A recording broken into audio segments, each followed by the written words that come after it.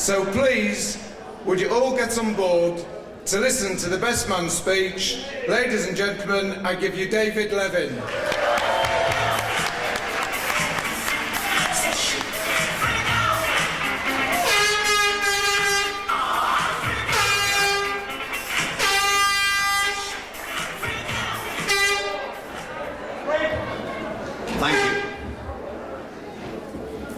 Thank you. Mr. Chairman, Rabbi Chazan, Rabbi Sedley, host and hostess, Paul and Abby, and dear guests. I'd like to congratulate Paul on his choice of best man today, and secondly, I'd like to thank Abby for letting him ask me. I'm very honoured to be doing this job, and in time-honoured best man tradition, I will now do my best to give Paul the most uncomfortable 5 minutes of his life. The most uncomfortable 5 minutes of Abby's life won't come until later on tonight.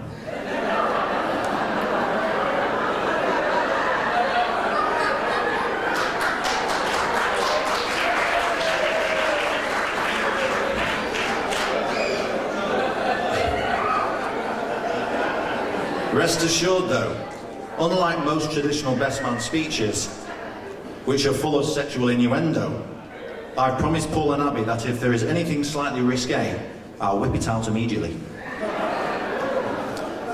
I believe my main responsibilities for today were to ensure the groom arrives on time, sober and looking good. Well, 2 out of 3 isn't bad. After all, I'm a best man, not a plastic surgeon. When Paul and Abby got engaged, Abby presented Paul with a special pair of underpants. Now, you may not know, but there is a padlock on the front of these underpants. Abby has been making Paul wear these since the engagement to keep him under lock and key. Now, Abby thought that she had the only key for these, but I have heard a rumour that copies of the key have been made by none other than the groom himself, and that he has been giving these out unbeknownst to Abby. Now, I know that is not the real time to do this, but as best man, I feel duty-bound to ask, if anyone out there has one of these keys, can you return them now, as Paul is definitely out of bounds? Anyone at all with one of these keys?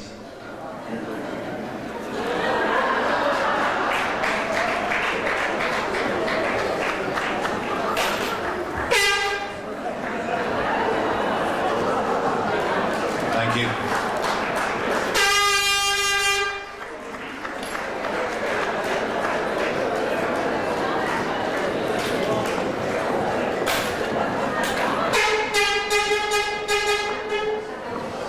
Thank you.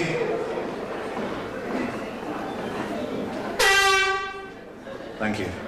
Anyone else?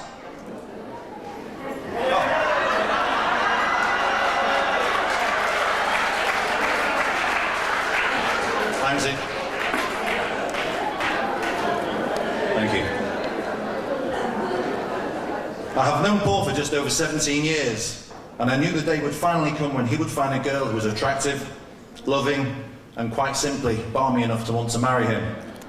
In fact, I've known Paul since I was 20, and believe me, he hasn't always been the hairy, blue-eyed Adonis we see here today. Apparently, when he was born, he was so ugly, the midwife slapped his parents.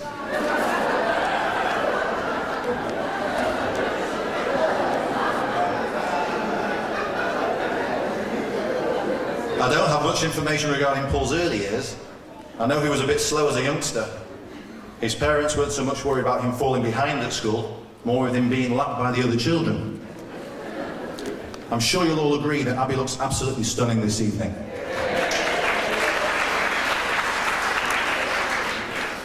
And as for Paul, he just looks stunned. So, Paul and Abby finally got married, for better or for worse, which is quite appropriate, as Paul couldn't have done any better, and Abby couldn't have done any worse. So, how did it all begin? 4 years ago, Abby met a good-looking, intelligent and athletic young man. Unfortunately, he emigrated to Australia, and Abby met Paul on the rebound. Looking like he was born in a Mediterranean country, it would surprise no one if the plate smashings were to begin at any time. His love for Abby is surpassed only by his infatuation for Gaston Frost.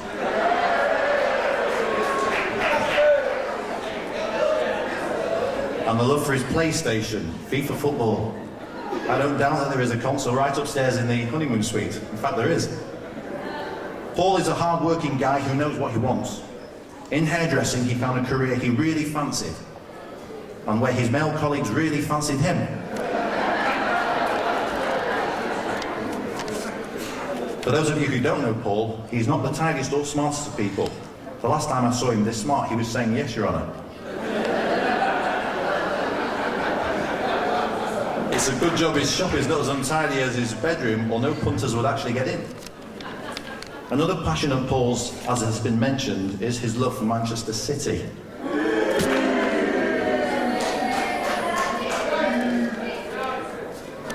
Having a salon open on a Saturday, he cannot get to the games and keeps track of the City score while cutting hair.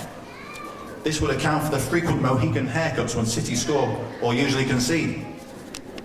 Paul was telling me he intended to love and nurture his marriage in the same way he does his beloved football. He says he is going in fully committed, plans to score every week, and wants to play half the season away from home. Which Abby says is a surefire way of getting a serious groin injury. Talking of sport, I believe Abby's dad Andy quite likes a bit of football. Unfortunately though, he never gets to watch any as he's a Leeds United fan. So it's a great result for Leeds this weekend. There was no game, Andy, so they couldn't actually get beat this week. Back to Paul. He's a man of strong beliefs. He actually believes in sex before marriage, but he didn't want to be late for his own wedding. Just a quick mention of the stag do, with a few things omitted. 22 of us were in Doncaster and then Leeds. There we easily spare over £100 in a few short hours. I must say thanks to the boys for helping me get Paul legless in Leeds, with all his own hair and eyebrows intact. We won't even talk about the tattoo because that's not funny. The groom was a humiliated, broken man who couldn't wait to collapse into the arms of his beloved. Mission was accomplished. And now to Abby. Abby is a princess and an angel. Looking as radiant as ever, this room requires no lighting, as her smile is bright enough to light the darkest of places. Paul has most certainly captured one of the glittering prizes on offer.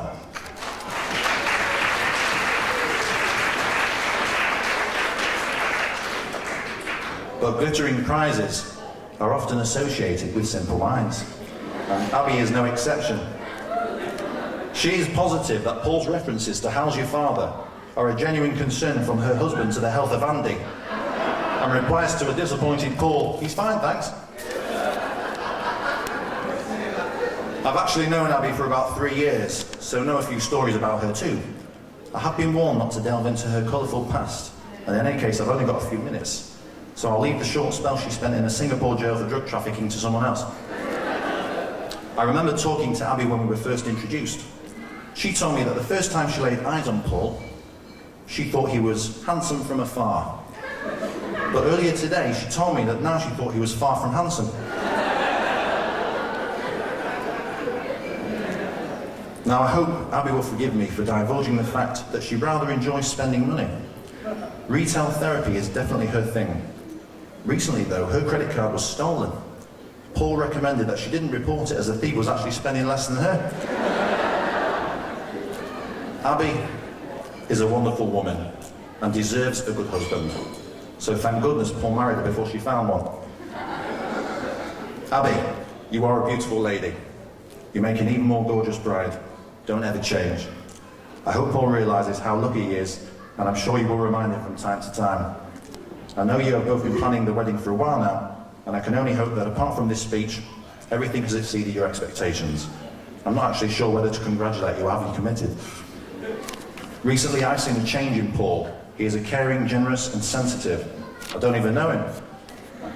Abby has changed Paul. I should thank Abby. She has done in 4 years what we could not achieve in 35. But you know, it's funny how history tends to repeat itself. 31 odd years ago, Abby's parents were putting her to bed with a dummy.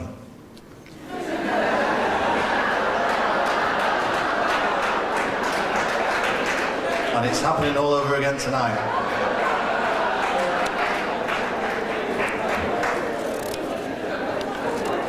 Seriously, Abby undoubtedly recognises all the positive attributes of Paul's character that I can see.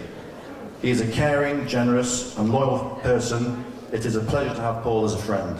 I hope I have been even half as good a friend to Paul as he has been to me. Today is all about the happy couple, and we can see how happy Paul and Abby make each other. A wise man once said, "You don't marry someone you can live with, you marry the person you cannot live without." I think that is true for Paul and Abby. I have a couple of messages here sent in my telegram. First one is from everyone at Maccabi Football Club. It reads, "We found Paul to be useless in every position. Hope Abby has more luck. Congratulations."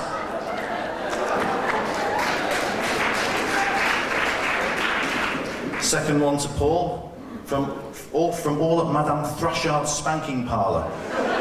"We hope you have a great day. P.S. We received your annual subscription check." And lastly to Abby, "We owe all our success and profits to you. Please don't change. Louis Vuitton."